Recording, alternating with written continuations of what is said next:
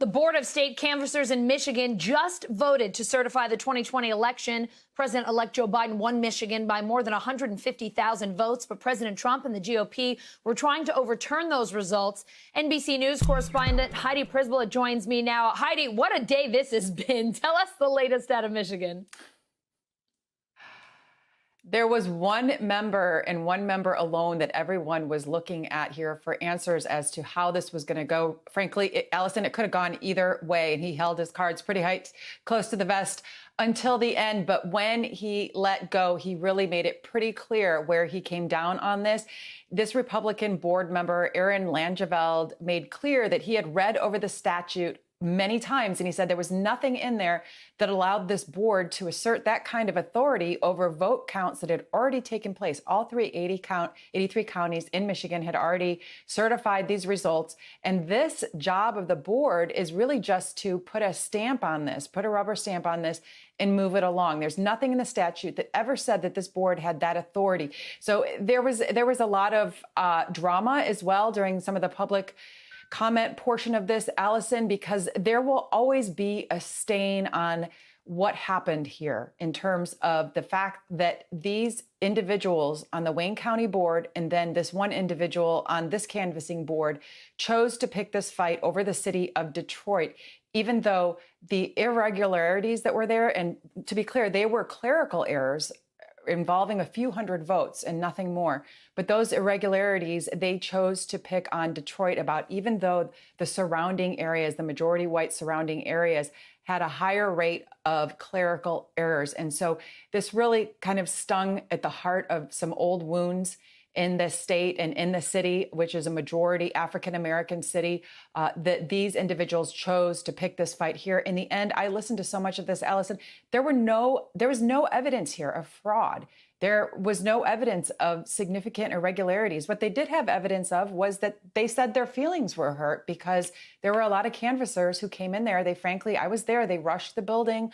A lot of them didn't have training, didn't know what they were looking at. One of the individuals testified that a woman wanted to have an entire table of ballots thrown out because the lady counting them didn't have a name tag on. So that was the essence of the complaints. And in the end, those votes were certified.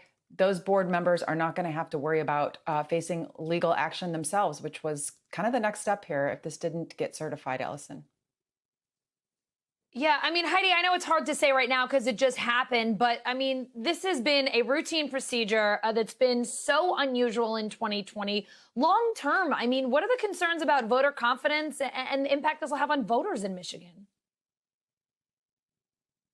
It'll have impact on voters in Michigan, in Wisconsin, in Pennsylvania, in Florida, maybe in Georgia, because this is not an isolated incident. Look, there was a series of events taking place here. The first stage was to challenge all of these votes in lawsuits in the courts, and the courts just turned them around on their head. They spun them out and rejected them.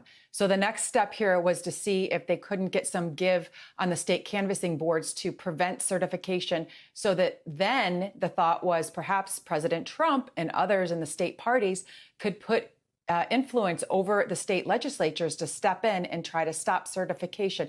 It was a really complicated, convoluted strategy that was never going to work in the first place, but it might have succeeded in dragging this out and further corroding that trust in our democratic process. So that's maybe the one good headline out of this. But the fact that it happened at all, Allison, really has shaken people in the city and in the entire state of Detroit. A lot of my sources who I talked to said that they couldn't believe that this was happening, that it had never happened before in the history of the state of Michigan when it comes to a presidential election.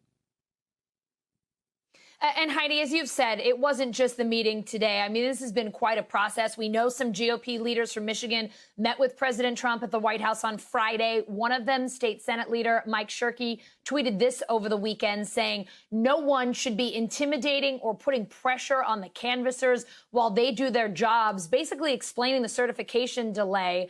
How are Michigan's Democratic leaders responding? What are you hearing from them today?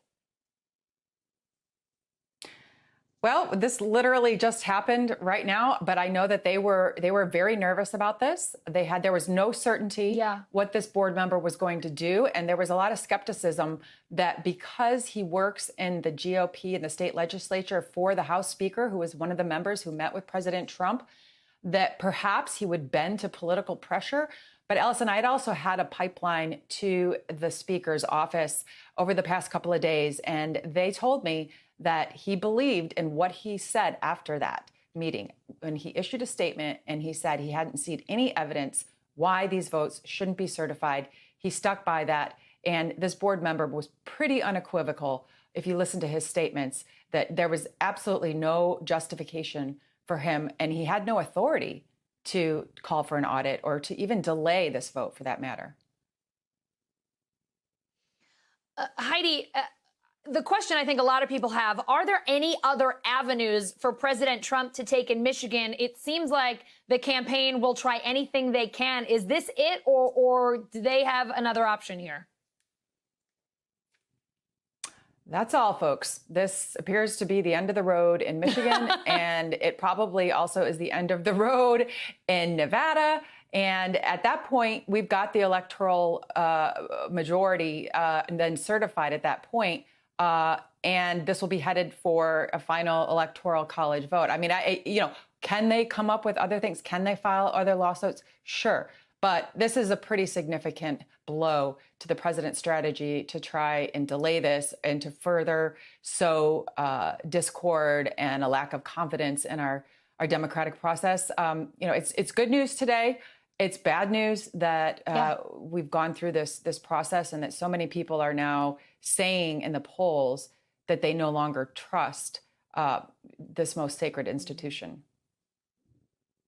That is really a shame, Heidi. But as you've said, good news for those of our viewers who are wondering how much longer this could go on. We've gotten some answers in Michigan today, and that's a good thing. Heidi, thank you so much for getting us up to speed. President-elect Joe Biden announcing 6 cabinet picks today. Several of them could make history. Antony Blinken tapped for Secretary of State. Alejandro Mayorkas, the first Latino and immigrant nominated to serve as Department of Homeland Security Secretary. Ambassador Linda Thomas-Greenfield nominated to serve as UN Ambassador. That role is expected to be elevated to a cabinet-level position. Former Secretary of State John Kerry appointed the Special Presidential Envoy for Climate. Avril Haines nominated to serve as Director of National Intelligence. She would be the first woman to lead the Intelligence Committee. And Jake Sullivan tapped to serve as National Security Advisor, one of the youngest people in that role in decades. And this afternoon, NBC News confirming former Fed Chair Janet Yellen is expected to be the next Treasury Secretary. If confirmed, she would be the first woman to lead the department. NBC News political reporter Ali Vitale joining me now from Wilmington, Delaware. Ali, tell us more about these picks and what they tell us about the type of administration that Joe Biden's hoping to build here. Well, Allison, you did the hard part, ticking through all of the people that we have heard announced today. This is the first slate of cabinet officials that we've gotten from the Biden transition. And to me, there are a few things that we should take away from this. The first, that Biden is clearly leaning on people right now with government experience, whether it's Tony Blinken leading the State Department, who has a career in diplomacy, working in both the vice president's office and then in the President Obama's office. He is someone who's been around the State Department. Or if you look over to Alejandro Mayorkas at the head of the Homeland Security Department, he's someone who has focused a lot and worked in several roles dealing granularly with immigration policy. That they would elevate him to be the head of Homeland Security says that for an agency that has a lot of different things under its purview, from cyber to immigration and a lot of other things in between, they really want someone who can focus in there and understand the system well enough that they can start to disentangle a lot of the things and a lot of the policy changes that the Trump administration has put in place over the course of the last 4 years. And the other thing that I'm really struck by in looking at this list, though, is John Kerry being on it and the role that he's been elevated to. There has been a lot of talk over the course of the primary and then the general election about the need to prioritize climate change, not as a problem, but as an urgent crisis. John Kerry is someone who has long had former vice president, still a habit, President-elect Joe Biden's ear. He was someone who I remember campaigning through the snowy slush in Iowa in January and early February when Biden's chances were low, a lot of people down on the chances of his campaign, John Kerry was there as a surrogate. And so the fact that he is now in this role, that it's in the National Security Council, this is the first time that there has been a climate dedicated role in the NSC. All of those things are really notable to me. And I view it, too, as, yes, a response to something that Biden himself campaigned on, but also listening to progressives who really wanted to see this position elevated and wanted it to be taken seriously. Ali, Joe Biden's been focusing on national security with his 3 appointments today, DNI, NSA, and Homeland Security. How does the Biden team navigate making national security a priority while it's still being denied access to the president's daily intelligence briefings?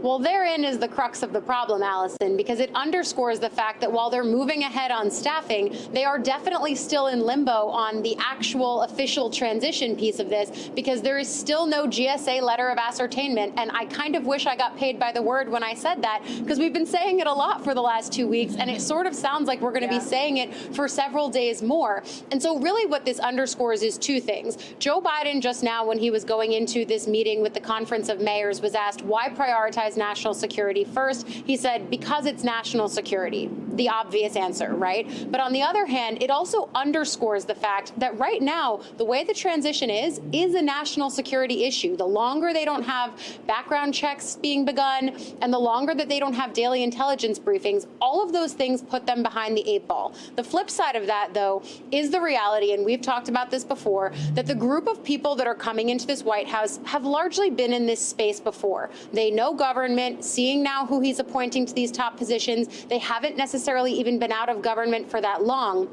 And so now, as we look forward, yes, they need to get the transition underway immediately. They continue to stress that. But at the same time, you have a group of people where they generally know how government works. It may be a little bit less of a learning curve for them once they actually get in there. Ali, 2 major foreign policy appointments as well. Tony Blinken as Secretary of State, Linda Thomas-Greenfield as UN Ambassador. What do those potential appointments tell us about Biden's foreign policy priorities? Again, it's the fact that he's leaning on people who have done this for a long time. They have long standing on the world stage. Biden on the campaign trail, a lot of his pitch was Trump-centric, but a key piece of it was him saying, I know a lot of people on the world stage. I've been in these rooms before as a vice president. And the fact that he wants to reestablish America on the world stage, it's clear now that he's picking these people specifically to do it. He's not necessarily going with flashy picks that are well known outside of Washington. Instead, he's going with people who are, frankly, only popular inside the Beltway. These are the only places that these names are really, truly known. And so that's the takeaway for me when I look at a lot of these appointments, not just at state and at the UN, though I would note that it's my sources who are telling me that the UN ambassador role will be elevated to a cabinet level position. It just gives her a little bit more cachet to be in those rooms. That's also something that presidents can decide as they go on through their term. President Trump, for example, when Nikki Haley was ambassador to the UN, he made that a cabinet level position. But when she left, it stopped being a cabinet level position. So this is something that can change. I would also note, though, that we heard a lot of promises from the Biden transition and Biden himself that his cabinet and his administration would look like America. Diversity has been a key concern as they've been rolling out these picks, making sure that they have people who look like America and that governing is reflective of the country writ large. Clearly, as you start seeing these picks, and we're told more economic picks coming next week, some of them are history making. A lot of them are a sign that they're taking that diversity pledge, though, really seriously. Ali, Joe Biden also a busy meeting with a group of mayors today. Tell us about that meeting. This mayor's meeting actually reminds me of a few other types of things that we've seen him do, seated virtually in front of a large screen, in this case flanked by his vice president-elect Kamala Harris, really reaching out to stakeholders at all levels of government, in local government as well as up to the state and executive levels, talking to governors last week. He has really tried to show that he is here, he's ready to listen, and he wants to hear their concerns, especially because the priority of this transition, and we've said it a lot, is tackling the coronavirus. He knows that the people on the front lines of doing that are in these mayorships and in these roles of local government. And so we heard him say and acknowledge that fact, as well as Kamala Harris saying that these are the people who are on the front lines of this fight. But it's also really meant to assure them that now they have someone who is not abdicating leadership on this and instead really wants to take it by the horns and get this pandemic under control. Ali Vitale with all things Biden today from Delaware. Thank you so much. Hey, NBC News fans, thanks for checking out our YouTube channel. Subscribe by clicking on that button down here and click on any of the videos over here to watch the latest interviews, show highlights, and digital exclusives. Thanks for watching.